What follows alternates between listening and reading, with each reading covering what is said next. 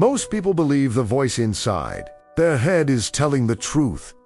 They think the harshness they hear after every mistake is honesty. They call it discipline. They call it realism.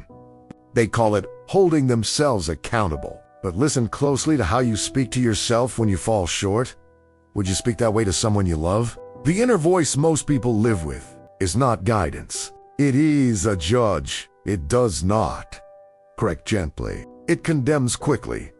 It tells you that your mistakes define you, that your slowness means failure, that your exhaustion is weakness and overachieving. You begin to accept this voice as your own.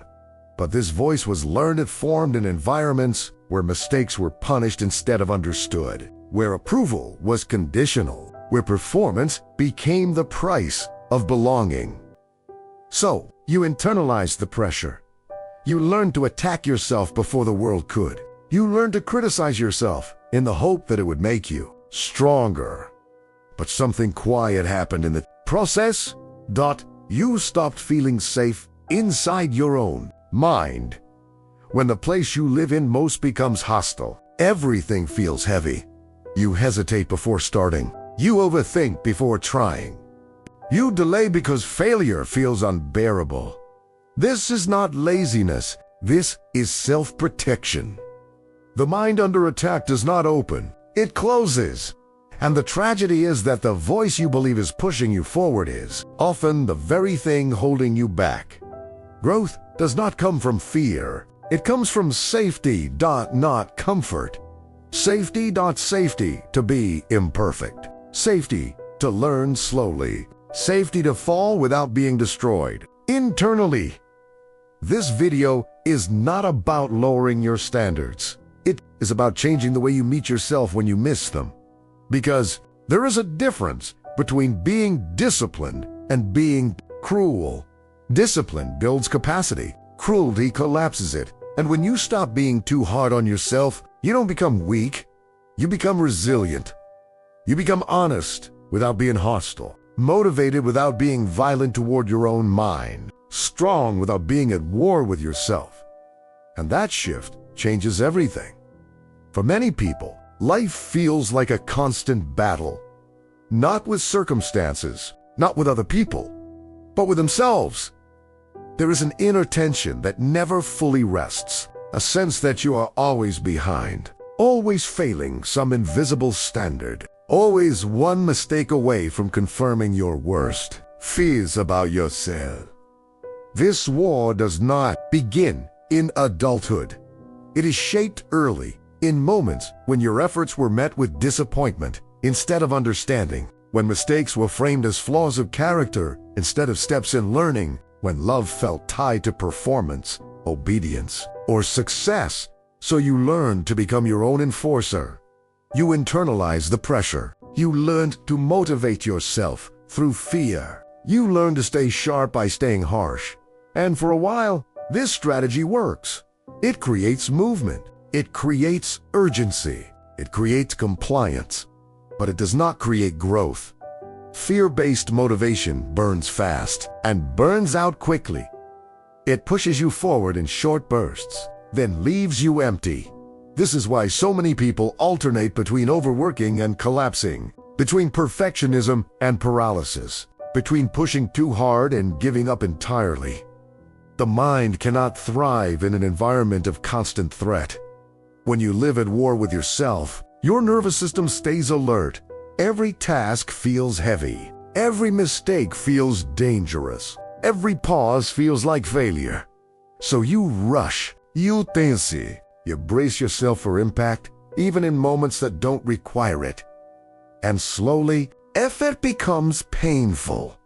Not because the work is too much, but because the relationship you have with yourself while doing the work is hostile. You begin to associate trying with suffering, so part of you resists trying at all. This resistance is not laziness. It is fatigue from being attacked internally for too long. The war with yourself is exhausting because it never ends.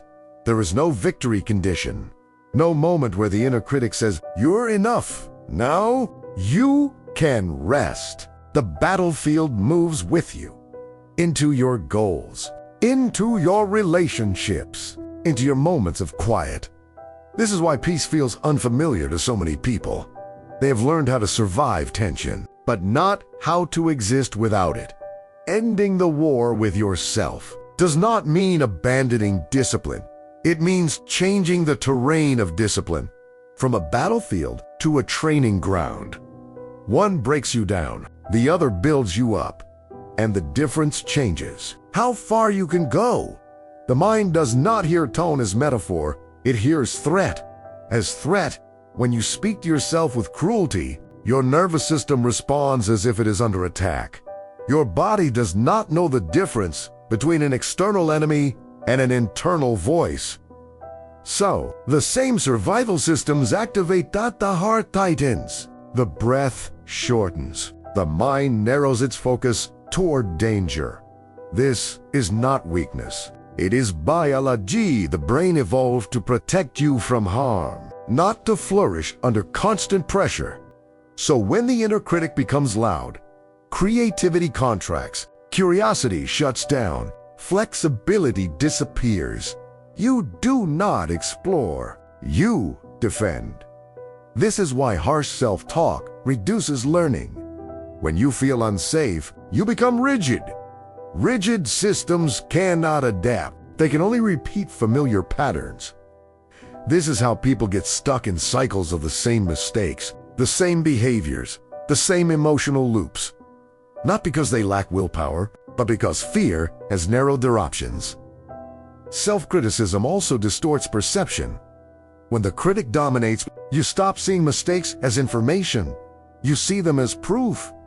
Proof that you are broken. Proof that you are behind. Proof that something is wrong with you. And once a mistake becomes identity, the weight of trying increases. You are no longer experimenting. You are defending your worth. This is an unbearable pressure. No, one grows well under a microscope. Growth requires space to be imperfect, to explore without humiliation, to fail without self-destruction. This is why compassion is not softness, it is structure. Compassion provides the emotional safety that allows the nervous system to stay open. When you feel safe inside, you can take risks. You can receive feedback. You can course correct without collapse. Self-criticism claims it is motivating you. But look at the results. If the strategy were effective, you would feel lighter as you progressed. Instead, you feel tighter. You carry success with anxiety. You carry failure with shame. The voice that was meant to push you forward has become the weight you carry while moving. This is not discipline. This is sabotage disguised as control. And when you begin to understand this, you gain a different kind of power. Not the power to dominate yourself, but the power to support your own growth. And growth supported by safety moves further than growth forced by fear ever can. There is a deep misunderstanding about self-compassion. Many people hear the word and imagine indulgence, excuses, lowered standards. They fear that if they become kind to themselves, they will lose their edge. But what they are really afraid of is losing the familiar pressure that has driven them for so long. Pain has become proof of effort. So when kindness enters the conversation, it feels suspicious. But self-compassion is not about letting yourself off the hook. It is about changing the tone of the hook. You still care about growth. You still hold yourself accountable. You still move toward your goals. But you stop using cruelty as the fuel. Compassion does not remove responsibility. It removes unnecessary violence. And violence, even when turned inward, creates resistance. When you approach yourself with understanding, your nervous system stays open. This openness allows learning to happen. You can see your mistakes clearly without turning them into verdicts about your worth. You can take feedback without hearing it as an attack. You can stay present with discomfort without needing to escape it through avoidance or self-judgment. This is strength. It takes strength to stay with yourself without becoming hostile. It takes strength to admit you are struggling without turning that struggle into an identity of failure. Self-compassion also reconnects you with reality. When the inner critic is loud, everything becomes personal. A setback becomes a statement about who you are. A delay becomes evidence of inadequacy. A wrong turn becomes proof that you are incapable. Compassion brings you back to proportion. Reminds you that difficulty is part of learning, that imperfection is part of growth, that being human is not a flaw. And when you see yourself accurately, you can respond effectively, not with panic, not with collapse, but with adjustment. This is how resilience is built. Not by pretending things don't hurt, but by meeting pain without adding punishment to it. When you stop being too hard on yourself, you don't lose momentum, you lose friction. And momentum without friction travels further than force ever could. The voice inside your head feels permanent. It feels like who you are. But it is not who you are. It is a pattern you learned. And anything learned can be reshaped. The inner critic did not appear randomly. It formed through repetition. Moments of correction, moments of comparison, moments where approval felt conditional. Over time, these external voices became internal language. You absorbed their tone. You adopted their urgency. You made their judgments your own. This is not your fault, but it is now your responsibility. Rewiring the inner voice does not begin with forcing positivity. It begins with noticing tone. Pay attention to how you speak to yourself when something goes wrong. Don't notice the sharpness, the exaggeration, the finality of the words you use. Awareness creates space, and space creates choice. Once you notice the voice, you can interrupt its momentum, not by silencing it, but by changing the relationship you have with it. Instead of arguing with a critic, you soften the environment it operates in. You respond with grounding, with reality, with language that reflects the situation accurately instead of catastrophically. For example, I failed, so I am a failure becomes I failed at this attempt, and I can learn from it. The difference is subtle, but the nervous system feels it immediately. One sentence threatens your identity, the other invites growth. Rewiring also means practicing support in real time. When you feel the urge to attack yourself, pause. Place a hand on your body. Slow your breath. Lower the speed of your thinking. This is not emotional performance. It is regulation. A regulated nervous system can receive guidance. An overwhelmed one can only receive threat. Over time, these small interventions accumulate. The inner voice does not disappear. It changes tone. It becomes less punitive, less absolute, more accurate. You begin to hear feedback instead of judgment, direction instead of condemnation. And the most important shift happens quietly. You start to feel like you are on your own side. Not because you excuse everything, but because you no longer attack yourself for being human while you grow.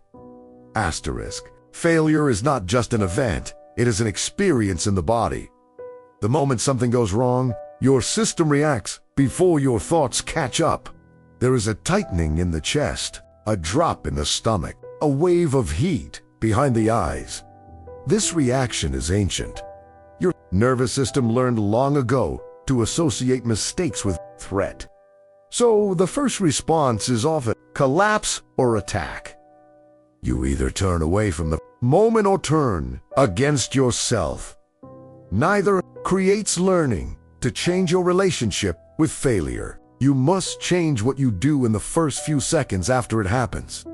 Not later, not a reflection in. The moment the first step is slowing the body. Take one full breath in through the nose. Let it out longer than you took it in. This simple act tells your system that the moment is survivable. Once the body softens, the mind can widen. Then name what happened without interpretation.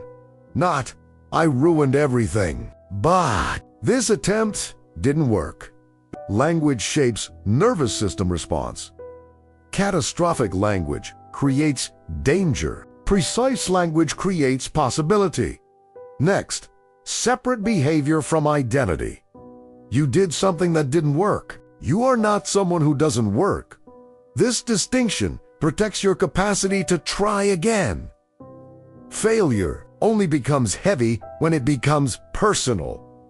When a moment becomes a verdict on who you are, motivation collapses. But when a moment becomes data, adaptation begins. Finally, offer yourself direction instead of punishment. Ask one clear question. What can I adjust next time? Not, what is wrong with me? The first question opens movement. The second closes it. This practice is simple, but it is not easy. Your system is conditioned to self-attack. So the work is not perfection. The work is interruption. Each time you meet failure with presence instead of punishment, you weaken the old pattern and overchimi. The moment of failure loses its power to define you. It becomes what it always was, a point of feedback on the path of learning.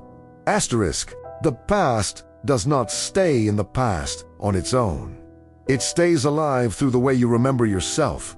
Every regret you replay, every moment you wish you had handled differently, every version of yourself you secretly resent. These memories are not neutral. They shape how you meet the present. When you carry unresolved shame, your future feels smaller. You hesitate to step forward because part of you believes you don't deserve to. Self-forgiveness is not forgetting. It is seeing.